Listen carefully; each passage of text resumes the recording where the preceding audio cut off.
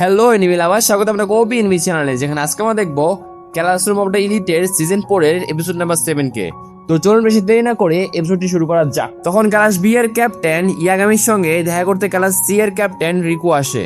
রিকু এখনো ক্লাসের ক্যাপ্টেন হতে পুরোপুরি রাজি নয়।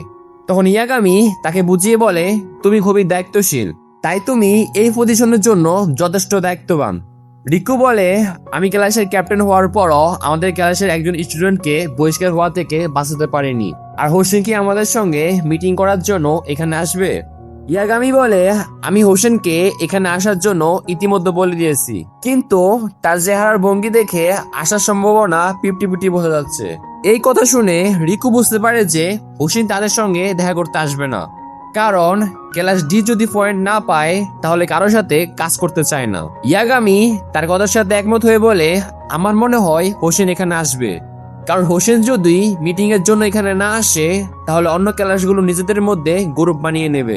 তারা যদি কোনোভাবে এই পরীক্ষাতে বিজয় অর্জন করে ফেলে তাহলে সবগুলো পয়েন্ট নিজেরাই পাবে। তাই যদি এরকম কিছু হয়ে যায় তাহলে ক্লাস ডি এর জন্য খুবই খারাপ হবে।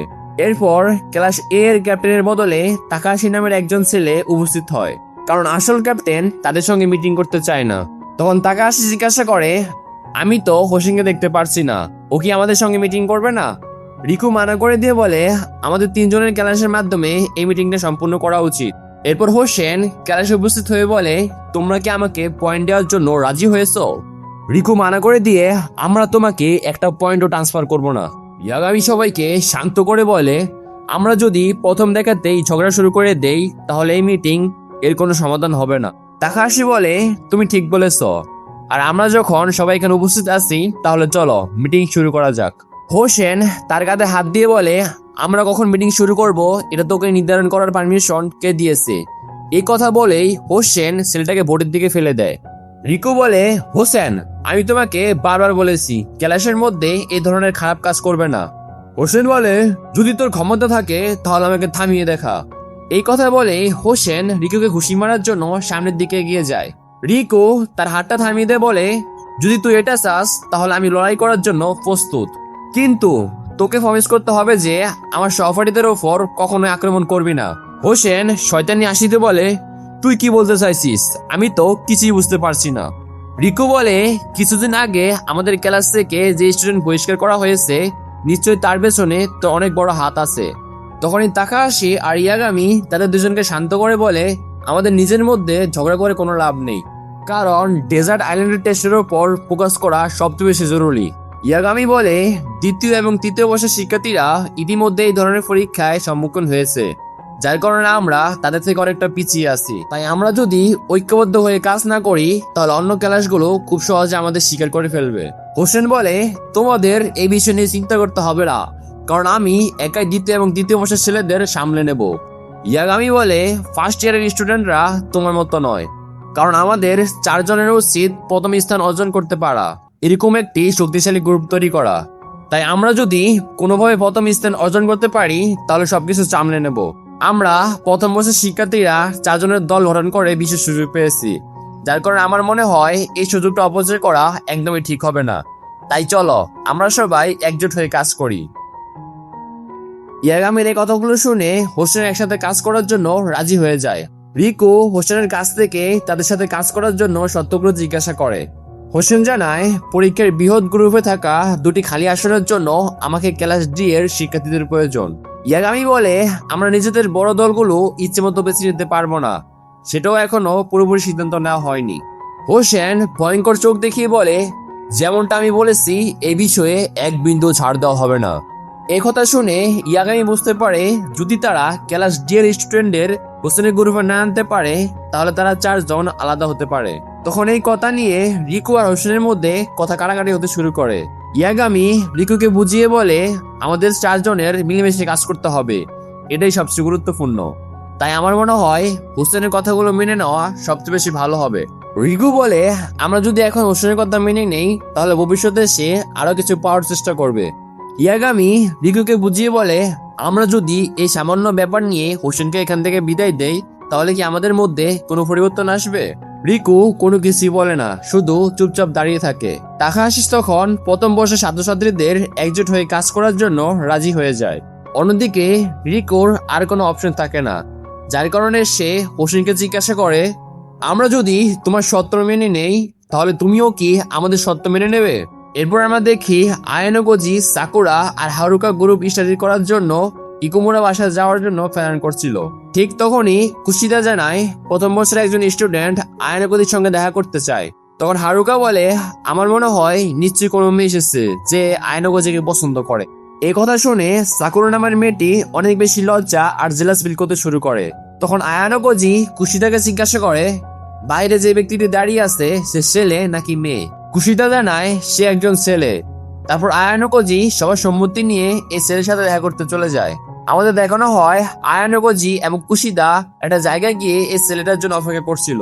তখন আয়ানো গোজি কুশিদাকে বলে, আমার মনে হচ্ছে তুমি ফার্স্ট ইয়ারদের সাথে বেশ ঘনিষ্ঠ হয়ে গেছো।